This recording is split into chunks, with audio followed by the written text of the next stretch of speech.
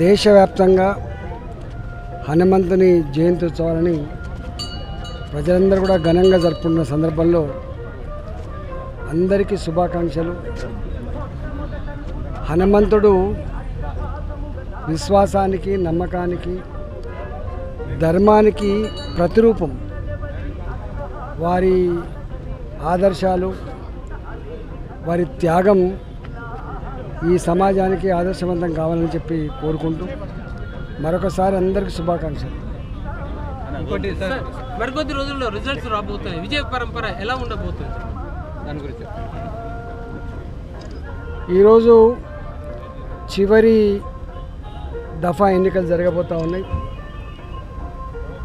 అబ్కి bar 400 పార్ ఈ నినాదం అందించింది దేశ ప్రజలు, కార్యకర్తలు, పార్టీ నాయకులు కాదు. ఓట్లు వేసేది వాళ్ళే, గెలిపించేది వాళ్ళే, నినాదం ఇస్తున్నది వాళ్ళే. కాబట్టి ఇవాళ అనేక మంది అనేక రకాల ప్రచారం చేస్తున్నప్పటికీ కూడా అవన్నీ కూడా తప్పు అని చెప్పి 4వ తారీఖు నాడు తేలిపోతుంది. 100% నరేంద్ర మోడీ గారు ముచ్చటగా 3వసారి ప్రధానమంత్రి కాబోతున్నారు. పోయినసారి కంటే ఎక్కువ సీట్లతో ఈ దేశంలో మోడీ గారి ప్రభుత్వం మళ్ళీ కొలువు తీరబోతా ఉంది.